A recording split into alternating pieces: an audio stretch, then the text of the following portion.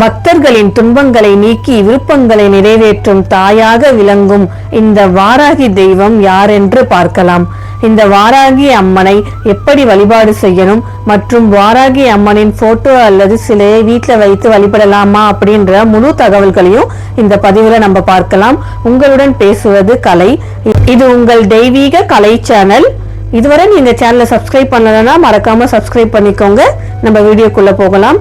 அம்மன் கதைகள் எப்போதும் நமக்கு ஒரு வலிமையையும் தைரியத்தையும் ஆனந்தத்தையும் தரும். இன்று நாம் கேட்க போவது அருள்மிகு வாராகி அம்மன் பற்றிய புனித வரலாறு மற்றும் வழிபாட்டு முறைகள் என்னென்னு பார்க்கலாம். எதிரிகளை துவம்சம் செய்யும் வாராகி அம்மன். பகைவர்களை நீக்கக்கூடியவள் இந்த வாராகி. வாராகி அம்மன் என்பது மகா மாயையின் ஒரு வடிவம். லலிதா திரிபுர சுந்தரி, லலிதா பரமேஸ்வரின்னு சொல்லக்கூடிய ராஜராஜேஸ்வரி அம்மனின் படை தலைவியாக இருந்தவள் தான் இந்த வாராகி. சப்த மாதர்களின் ஒருவள் தான் வாராகி அம்மன். ராஜராஜேஸ்வரியின் சேனை தலைவி, படை தளபதியாக திகழ்ந்தவள் தான் இந்த வாராகி தாய். பண்டைய காலத்துல அசுரர்கள் பூமியையும் தேவர்களையும் துன்புறுத்தினாங்க. அப்போது பரமசிவனின் தெய்வீக சக்தியாக அம்மன் தான் அவதரித்தா. அவ கடுமையான உக்ர ரூபத்துல அசுரர்களை அழித்தாலும் பக்தர்களுக்கு கருணை கடலாக இருந்தா. அம்மன் முன் பிரார்த்தனை செய்தவர்கள் நோய், கடன், துன்பம், குடும்ப கஷ்டம் அனைத்திலிருந்தும் விடுபட்டதாக சொல்லப்பட்டிருக்குங்க. அந்த காலத்துல ராஜராஜ சோழன் எதை செய்தாலும் இந்த வாராகி அம்மனை வழிபட்ட பின்னர் தான் செய்வாராம். தஞ்சை பெரிய கோவில்ல வாராகிக்குன்னு ஒரு தனி சன்னதியே இருக்கு. எதை செய்தாலும் வாராகியை கேட்டுட்டு தான் செய்யணும் அப்படின்னு ராஜராஜ சோழன் தொடங்கினார். வெற்றிக்கு உரிய தெய்வம் தான் வாராகி. நிறைந்த செல்வத்தை தரக்கூடியவள் தான் இந்த வாராகி. அனைத்து எதிரிகளையும் அழிக்கக்கூடியவள் தான் இந்த வாராகி. இந்த வாராகி தெய்வத்தை யாரெல்லாம் வழிபடுறாங்களோ அவங்களுக்கு அனைத்து தடைகளும் நீக்கும் அப்படின்றது ஐதீகம். இப்போ ஒரு தப்பு செய்யாதவர்கள் மீது பழி, பாவங்கள், பழிச்சொல் வந்தவர்கள் வாராகி அம்மனிடம் போய் கண்ணீர் விட்டு கதறினா, அம்மா நான் ஒரு தப்பும் பண்ணலையே, எந்த தவறும் செய்யாம என் மேல பழி போடுறாங்க, என் மேல குற்றம் சொல்றாங்க, நான் எந்த தவறும் செய்யாம கோர்ட்டு கேஸு அப்படின்னு போய் நிக்கிறேன், என் மேல அவதூறு பரப்புறாங்களே, இதை நீ கேட்க மாட்டியா, நான் ஒரு தவறும் செய்யலையேன்னு மனமுருகி நீங்க வாராகி அம்மங்கிட்ட போய் நம்ம வேண்டிக்கிட்டோம்னா சிறிது காலத்திலேயே யாரெல்லாம் அவர் மீது அவதூறு பரப்பினார்களோ அவர்கள் அனைவருக்கும் வாராகி தண்டனை கொடுப்பா. நினைப்பவருக்கு நினைத்த இடத்தில் வந்து அருள் புரிபவள் தான் இந்த வாராகி. அவள் உருவம் தான் பார்க்க பயமா இருக்கும், ஆனா அவள் நல்லவ. காட்டு பன்றியின் உருவம், மனித உடல் பன்றியின் முகம். அவள் குழந்தை போன்றவள். அம்பிகையின் மற்றொரு அவதாரம் தான் இந்த வாராகி தாய். நாம் அனைவரையும் குழந்தையாக பாவித்து குழந்தைக்கு எதிரியாக செயல்படுபவர்களை துவம்சம் செய்பவர்கள் தான் இந்த வாராகி. பார்க்க தான் கொஞ்சம் கடுமையா இருப்பா, மற்றபடி குழந்தை போடுறவ தான். கெட்டது செய்யறவங்களுக்கு தான் வாராகி ஒரு துவம்சம் செய்கிற தாய். மற்றபடி நம்ம பக்தர்களுக்கு எல்லாருக்கும் வாராகி ஒரு குழந்தை போன்ற தாய் தான். தஞ்சாவூர், திருப்பூர், விழுப்புரம், கடலூர், நாகை இந்த மாதிரி பல ஊர்கள்ல வாராகி அம்மனுக்கு கோவில்கள் இருக்கு.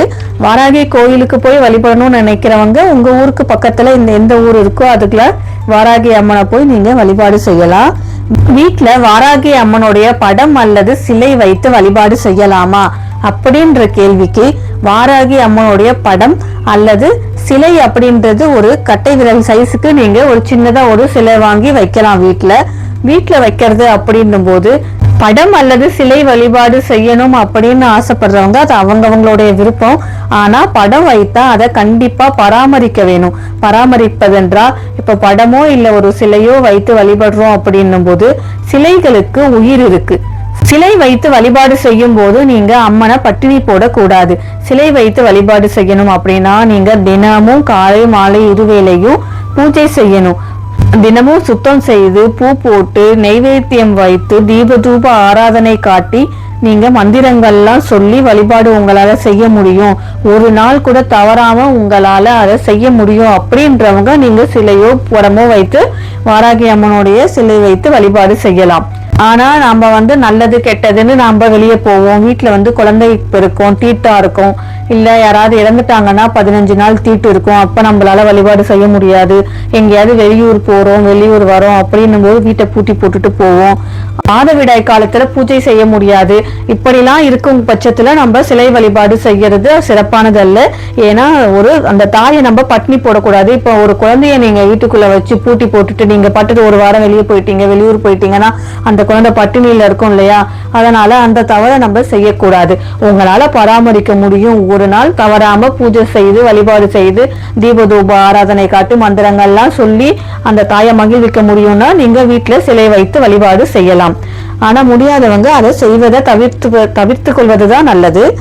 அப்போ நாங்க வழிபாடு செய்யக்கூடாதா, நாங்க வாராகியே எப்படிதான் வழிபடுவது வீட்டுல அப்படின்னு கேட்டீங்கன்னா, ஒரு தீபம் ஏத்தினாலே போதும். அதுல வாராகி அம்மன் எழுத்துள்ளா ஒரு நெய் தீபம் ஏற்றி வீட்டுல நீங்க நார்மலா விளக்கேற்றீங்க இல்லையா, அந்த விளக்கு இல்லாம தனியா வாராகிக்குன்னு ஒரு விளக்கு வச்சுக்கணும். வாராகிக்குன்னு ஒரு அகல் விளக்கோ இல்ல ஒரு நார்மல் ஏதாவது ஒரு விளக்கோ எடுத்து வச்சுக்கிட்டு நெய் தீபம் ஏற்றி வாராகி அம்மனை நீங்க மனதார நினைத்து, அம்மா நீ இந்த விளக்கல எழுந்தருளை செய்யுமா அப்படின்னு மனதார வேண்டிக்கிட்டு வழிபாடு செய்யலாம். வாராகி வழிபாட்டுல முக்கியமானதே உண்மையும் நேர்மையும் தான். இப்போ வீட்டுல படம் அல்லது சிலை வைத்து வழிபாடு செய்பவங்க எப்படி செய்யணும், இல்ல தீபத்தின் மூலம் வாராகிய வழிபடுறவங்களும் எப்படி வழிபடணும்னு பார்க்கலாம். வாராகிய வழிபட வேண்டிய நேரம் பாத்தீங்கன்னா காலையில 4 மணி முதல் 6 மணிக்குள்ள வாராகி அம்மனை வழிபாடு செய்யணும். மாலை நேரங்கள்ல 6 மணிக்கு மேல வழிபாடு எப்ப வேணாலும் செய்யலாம். வாராகி தாய்க்கு மாலை நேர வழிபாடு தான் ரொம்பவே சிறப்பு வாய்ந்தது. இந்த வாராகி அம்மனுக்கு இரவு வழிபாடு உகந்தது. அம்மனுக்கு வீட்டுல எந்த அம்மன் போட்டோ இருந்தாலும் அதை சுத்தம் செய்து அதுக்கு பூ போட்டு நல்லா அலங்காரம் பண்ணி நெய்வேத்தியமா சக்கரவள்ளி கிழங்கு, கருப்பு உளுந்து வடை, பருப்பு வடை, சுண்டல், தயிர் சாதம், அன்னாச்சி பழம், மாதுளம்பழம் இல்ல சக்கரை பொங்கல், இப்படி இது எல்லாத்தையும் வைக்கணும்னு அவசியம் இல்லை. ஏதாவது ஒரு நெய்வேத்தியம் செய்து வைத்து நீங்க வழிபாடு செய்யலாம். உங்களுடைய அனைத்து பிரச்சனைகளையும் சொல்லி மனமாற வேண்டிக்கலாம். பூன்னு பாத்தீங்கன்னா நீல நிற சங்கு பூ இல்ல செம்பருத்தி பூ, நீலம், கருப்பு, சிவப்பு அம்மனுக்கு பிடிச்ச நிறம். வாராகி அம்மனை எந்த நாள்ல வழிபாடு செய்யணும் அப்படின்னா வாரந்தோறும் செவ்வாய்க்கிழமைகளையும் வெள்ளிக்கிழமைகளையும் நீங்க வாராகி அம்மனோட வழிபாடு செய்யலாம். முக்கியமா பஞ்சமி நாள்ல, பௌர்ணமி நாள்ல, தேய்பிறை அஷ்டமி மற்றும் வளர்பிறை அஷ்டமியில ரொம்ப சிறப்பு வாய்ந்தது வாராகி அம்மனோட வழிபாடு செய்வதற்கு. அதர்வன வேத தலைவியாக இருப்பவள் தான் இந்த வாராகி. வாராகி அம்மனுக்கு சிவப்பு மலர்களால அர்ச்சனை செய்து, குங்குமம் மற்றும் சிவப்பு மலர்களால அர்ச்சனை செய்து நெய்வேத்தியம் வைத்து தீப தூப ஆராதனை எல்லாம் காட்டி மூல மந்திரம் சொல்லி, வாராகியோட மூல மந்திரங்களை நான் இங்க வீடியோலயும் டிஸ்கிரிப்ஷன்லயும் கொடுக்குறேன். உங்களால பார்த்து படிக்க முடிஞ்சவங்க படிங்க. அப்படி இல்லை உங்களுக்கு அது படிக்க கஷ்டமா இருக்கு அப்படின்னா ஓம் வாராகி போற்றி, ஓம் வாராகி போற்றி, ஓம் வாராகி போற்றின்னு உங்களால எத்தனை முறை சொல்ல முடியுதோ அத்தனை முறை சொல்லி உங்களுடைய அனைத்து பிரச்சனைகளையும் சொல்லி மனமாற வேண்டுபவருக்கு வாராகி அனைத்து நலன்களையும் வளங்களையும் தருவா. கடன்களையும் எதிரிகளையும் துவம்சம் செய்திடுவா. வாராகி அம்மனுடைய அருள் நம்ம அனைவருக்கும் கிடைக்கட்டும். இந்த வீடியோ பிடிச்சிருந்தா லைக் பண்ணுங்க, மறக்காம உங்க நண்பர்களுக்கும் ஷேர் பண்ணுங்க. இதுவரை நீங்க இன்னும் நம்ம சேனலை சப்ஸ்கிரைப் பண்ணலன்னா சப்ஸ்கிரைப் பண்ணிக்கோங்க. மேலும் மற்றொரு பதிவில் சந்திக்கலாம். நன்றி.